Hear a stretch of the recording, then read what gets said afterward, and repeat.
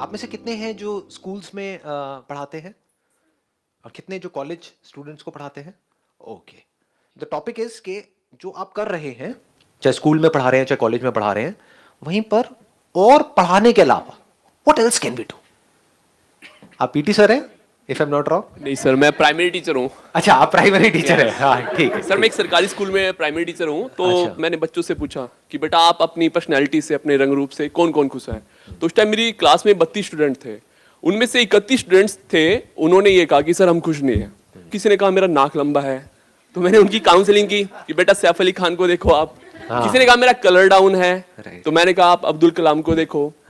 तो ऐसी बहुत सी चीजें हैं हम जो पढ़ाई के अलावा कर सकते हैं, और जो उनके अंदर कॉम्प्लेक्स है, जो हीन भावनाएं हैं, उन्हें हम निकाल सकते हैं। क्योंकि अगर हम नहीं निकालेंगे तो फिर आगे जाकर के उनके जो सक्सेस के जो मार्ग है उनमें वो बाधा बनेगी। Excellent, let's give a big hand for him.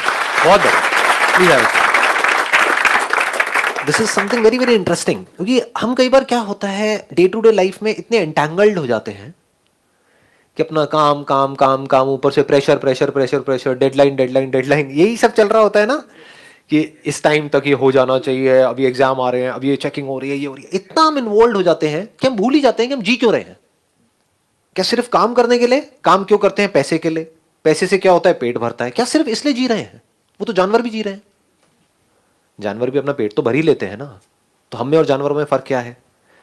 क्या हम किसी तरीके से ऐसा, I am 100% sure without a shadow of doubt, जो मैं आप सबकी आंखों में देख रहा हूं, कि क्या हम सबके अंदर ये डिजायर है या नहीं है कि हमारी वजह से किसी की लाइफ बेटर हो जाए? ये डिजायर है, लेकिन हम कितना कर पाते हैं ये? अगर हम सच बोले अपने आप से तो बहुत कम। क्यों? क्योंकि हम अपना डे टू डे लाइफ में एंटैंगल्ड हो जाते हैं, उलझ जाते हैं डे टू डे पेटी इश्यूज में। कोई बंदा बैठा है, वो आपको अननेसेसरी ऊपर से बैठ करके टॉर्चर कर रहा है, कुछ उल्टा सीधा बोल रहा है, आपका मूड खराब कर रहा है, आप सही भी कर रहे हो तब भी आपकी गलतियां निकाल रहा है।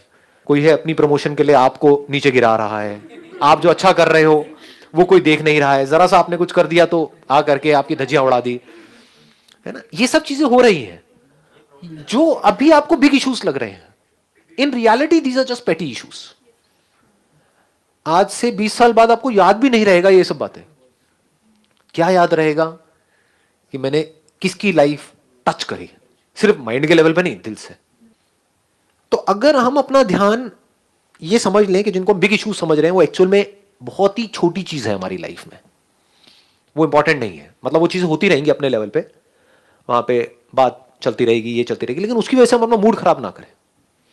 क्योंकि जहां आपका मूड खराब हुआ, अब आप क्या अच्छा करोगे बच्चों के लिए? जैसे अगर आप इसको, मेरी बात की गहराई को अगर आप पकड़ पाए, आप लोगों का खुश होना बहुत जरूरी है। इतना जरूरी है जिसकी कोई हद नहीं है। क्योंकि जो इंसान खुश होता है वो कभी किसी के साथ गलत नहीं कर सकता। क्या ऐसा पॉसिबल है कि आप कहो कि मेरा आज मूड बहुत ही अच्छा है, मैं तुझे मार करके, तेरे छोटे छोटे टुकड़े करके फिर तुझे खाऊंगा? इट्स नॉट पॉसिबल, है ना।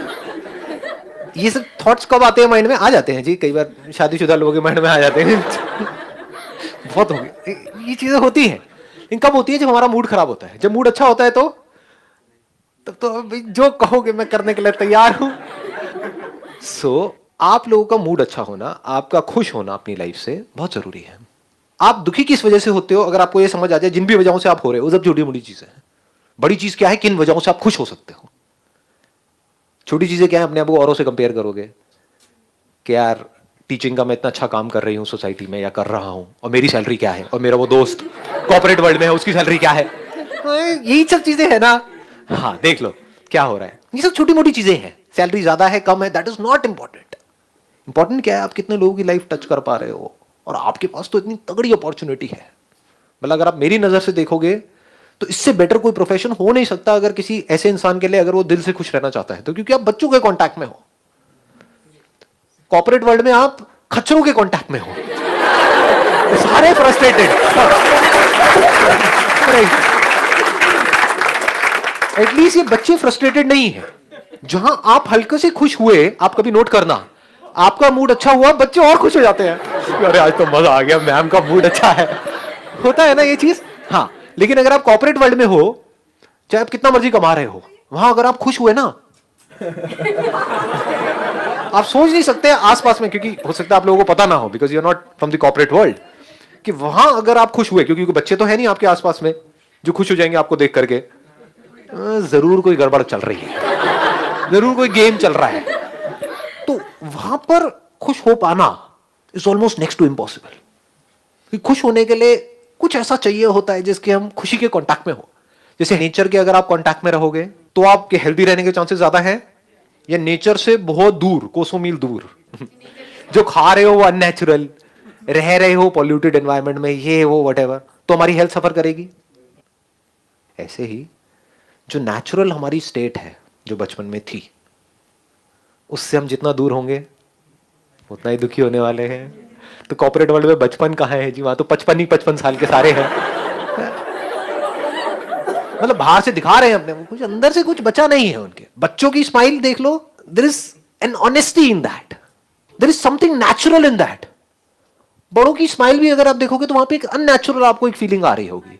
कई लोग तो हंस रहे होते हैं तो देख करके सीधा अंदर से आता है क्या चाहिए सीधा बोलना। हाँ है ना, वहां पर कितनी मिलावट हो गई है। पोल्यूशन का मतलब क्या है? मिलावट। नेचर में मिलावट मतलब पोल्यूशन। तो आप एक इतने अच्छे एनवायरनमेंट में हो जो ना आपको किसी मंदिर में मिल सकता है, ना मस्जिद में, ना किसी कॉर्पोरेट वर्ल्ड में, ना दुनिया के किसी कोने में। वो मिल सकता है सिर्फ और सिर्फ बच्चों के कांटेक्ट में। वहां पर भी आप कुछ नहीं हो अपनी लाइफ से तो कहां खुश होगे? मुझे मेरी समझ से परे है। मतलब you have got so many reasons to be happy. I am not too sure आप लोग कितने इस बात से कनेक्ट कर पा रहे हो, नहीं कर पा रहे हो, क्योंकि बार बार आप लोगों के माइंड में यही आ रहा होगा, नहीं आपको पता नहीं है, एक बार हमारी जगह पर आ करके देखो। यहाँ पर बैठ करके बोलना तो बड़ा ये होता है, वो होता है। Hello sir. सर आपने, मुझे नहीं पता औरों की लाइफ चेंज की है कि नहीं की, लेकिन मेरी लाइफ और मेरी बेटी की लाइफ ज़रूर चेंज की है। और वो अभी कॉलेज में आई है और she is got a 96% in medical. और वो सिर्फ आपकी वजह से हुआ, क्योंकि उसको मैंने आपकी वीडियोस में 4 साल से देख रही हूँ और 4 साल से मुझे एक बात समझ आ गई कि कोई भी बच्चा हो, चाहे वो स्कूल का हो, चाहे वो मेरा खुद का स्टूडेंट हो, उसको इतना खुला छोड़ो कि उसको ये पता चल जाए कि ये करूँगा तो ये गलती मैंने की है, वो अपनी रिस्पॉन्सिबिलिटी खुद ले सके। हम टीचर्स क्या करते हैं कि हम उनकी कमियां तो उनको एहसास करा देते हैं, लेकिन जहाँ पे उनको अप्रिशिएट करना होता है वहाँ पे हम बैक ऑफ कर जाते हैं कि हमारी वैल्यूज कम ना हो जाए। Let's give a big hand for thank you very much. हाँ, आप बोलिए। इन्होंने प्लीज प्लीज बोल दिया तो मैं कुछ बोल नहीं सकता। सर मैं छोटे बच्चों से डील करती हूँ, 3 to 4 years जो ओल्ड होते हैं। तो नो डाउट सर, जो उनके चेहरे पे स्माइल होती है और मॉर्निंग में आके इतना अच्छा लगता है, क्योंकि एक हैबिट क्लास में मैंने बनाई हुई है कि टीचर को गुड मॉर्निंग विश करने के बाद सबसे पहले तो यही बात करनी है, I love you my class. So revert मुझे मिलता है आई लव यू मैम। तो वो इतना अच्छा होता है मॉर्निंग में, इतना रिफ्रेशिंग लगता है कि वाओ, कोई तो है जो मुझसे प्यार कर रहा है इतना ज़्यादा। एंड सेकेंडली सर, ये होता है कि अगर आप बच्चों को ये बोल देना, कुछ भी वो कर रहे हैं क्लास में, सिर्फ एक बार ये बोलें इट्स ओके बेटा, रिलैक्स, कुछ नहीं होता। क्योंकि छोटे बच्चे हैं, वो कभी यूरिन पास कर देते हैं, कभी पॉटी कर देते हैं, एंड ऐसे डर जाएंगे कि जैसे पता नहीं क्या हो गया। बट एक्सप्रेशन से पता चल जाता है कि 10 years होने वाले हैं अब एक्सपीरियंस में। तो एक्सप्रेशन से जैसे ही पता चलता है तो मैं कहती हूँ इट्स ओके बेटा, पॉटी निकल गई, कोई बात नहीं, क्लीन हो जाएगी। हमारी भी निकल जाती है। आते हैं एडल्ट डायपर्स आते हैं। हाँ, तो इनको बता सकते हो कि हाँ भाई, तुम्हें क्या पता, तुम्हारे दादाजी की भी निकलती है। मैजिक वर्ड में जैसे हम कहते हैं ना सॉरी, एक थैंक यू, हम ये यूज करते हैं। और मैजिक वर्ड में हम ये भी वर्ड ऐड कर सकते हैं, it's okay. It's okay, it's okay बेटा, रॉन्ग हो गया, क्या हो गया, फिर हम सीख लेंगे। अब आपकी सुन भी लेते होंगे, प्लस जाकर के घर में बताते होंगे फेवरेट मैम, सारे बच्चे मेरी फेवरेट मैम, फेवरेट मैम आप बहुत अच्छे हो। और मैं नहीं आती हूँ तो वो इतना रोते हैं फिर उसके बाद बहुत ज्यादा, गीता मैम क्यों नहीं आई, गीता मैम क्यों नहीं आई। अरे वाह जी वाह, आप तो छा गए, आप पूरी इंडिया की गीता मैम बन गए। आपको खुद को नहीं पता है अभी, व्यूज लाखों लोग इस वीडियो को देखने वाले हैं। गीता मैम क्यों नहीं आई? गीता मैम आज यहाँ पर आई, मैं भी खुश हो गया, बच्चे क्या, मैं खुश हूँ। आई एम सो ग्लैड कि आप यहाँ पर आए। Thank you sir. Same here sir, same here. Hello sir, मैं थोड़ा सा मतलब इन द सेंस कि मैं ड्रामा पढ़ाती हूँ when it comes to teaching children, क्योंकि हम पढ़ा नहीं रहे होते हैं। एक है इम्प्रोवाइजेशन, एंड आज की डेट में भी बच्चे उस चीज़ को इतना इंजॉय करते हैं क्योंकि वो उनका पर्सपेक्टिव होता है। हम हमेशा मेरा पर्सपेक्टिव, ये देखो, ये मेरे तरीके से देखो, हम हमेशा इस चीज़ में डिफर कर जाते हैं कि हम कभी ये नहीं सोचते कि बच्चे का पर्सपेक्टिव क्या है। तो कहीं ना कहीं इम्प्रोवाइजेशन जो पूरा टर्म है, तो वो इसी बात के बारे में बात करता है कि मुझे उस सिचुएशन के बारे में क्या लगता है। तो वहीं से दूसरा टर्म आता है हियर एंड नाउ। ड्रामा का सबसे इंपॉर्टेंट होता है हियर एंड नाउ। हम एज एन एक्टर हम बड़ा प्रिपेयर करके चलते हैं कि जी ऐसा मेथड एक्टिंग और ये और वो, बट हम ये भूल जाते हैं कि जब उस मोमेंट पे कुछ भी हो सकता है, इट्स अ लाइव फॉर्म, कुछ भी हो सकता है, होता ही है, होता ही है। सो उस टाइम पर वो जो हियर एंड नाउ है ना, कि हाँ मैं यहाँ पर हूँ और मैं यहीं पर हूँ, वो मोमेंट जीना वो बहुत इंपॉर्टेंट है। Let's give a big hand for her. आपने जो बातें कही हैं वो बड़ी इंटरेस्टिंग है, और वो सिर्फ जो आप कर रहे हैं वहीं पर रेलेवेंट नहीं है, यानी कि थिएटर में, ड्रामेटिक्स में वहीं पर रेलेवेंट नहीं है, ये ओवरऑल लाइफ में भी बहुत रेलेवेंट है। एक आपने बोला इम्प्रोवाइजेशन, कि लाइफ में हमेशा वैसा नहीं होता है जैसा हम सोचते हैं। और ये कोई मैं हवा में बात नहीं कर रहा हूं, ये आप सबका एक्सपीरियंस है, हमारा सबका एक्सपीरियंस है। हमने लाइफ में जैसा सोचा, क्या वैसा हुआ हमारे साथ में? क्या जैसा हम चाहते हैं वैसा होता है? तो जब वो ना भी हो तो जो है उसी में खुश हो जाना इज इम्प्रोवाइजेशन। इम्प्रोवाइजेशन मीन्स कि कहीं पर कुछ गड़बड़ हो गई है, या कोई सिचुएशन है which is kind of monotonous, कुछ बोरिंग है, उसको इंटरेस्टिंग कैसे बनाया जाए। दूसरा आपने कहा हियर एंड नाउ, इससे बड़ी चीज कोई हो नहीं सकती। तो मे बी अपनी क्लास में कुछ बीच बीच में सिर्फ 5 मिनट के लिए कि जो है बस उसके बारे में हम बात करेंगे।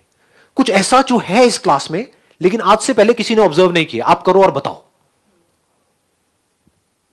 हमें लगता है कि हम जानते हैं, कुछ नहीं जानते हैं, हम ख्यालों की दुनिया में होते हैं, सपनों की दुनिया में होते हैं। मैं आपको ऑनेस्टली बता रहा हूं, अगर अभी आज आप घर जाना, अपने घर जाकर के जिस कमरे में, जिस घर में आप रह रहे हो पिछले 10 साल से, 20 साल से, वहां पर जाकर के इस नजर से देखना अपने उस कमरे को, जिस नजर की मैं बात कर रहा हूं, कि देखता हूं इस कमरे में कुछ ऐसा है जो आज से पहले मैंने कभी ऑब्जर्व नहीं किया है। 1 2 नहीं, हजारों चीजें नजर आएंगी। Once we become aware of कि हमारे आसपास में क्या हो रहा है, तो हम ख्यालों की दुनिया से बाहर आ जाते हैं। सारी प्रॉब्लम्स हैं ख्यालों की दुनिया में। जो हम एक्ट नहीं कर पाते हैं सही तरह से अपनी लाइफ में, वो बिकॉज कि हम यहां जीते रहते हैं, यहां नहीं जीते हैं। जो होता है वो हमको दिख नहीं रहा होता है, वो हमको सुनाई नहीं दे रहा होता है, कोई बोल कुछ रहा होता है, हम उसको सोच कुछ रहे होते हैं और उससे लड़ रहे होते हैं, जबकि लड़ने की जरूरत नहीं होती है। बहुत बार सिर्फ सुनना होता है। सुनते कहां है? सुनना सिखाया किसने है? देखना सिखाया किसने है? रटना सिखाया है, देखना कहां सिखाया है? वो जो रटा है उसके बेस पे बोलना सिखाया है, देखना कहां सिखाया है? वी जस्ट अज्यूम कि नहीं देखना तो आता है, कहां आता है? जो है उसको देखना आता है क्या?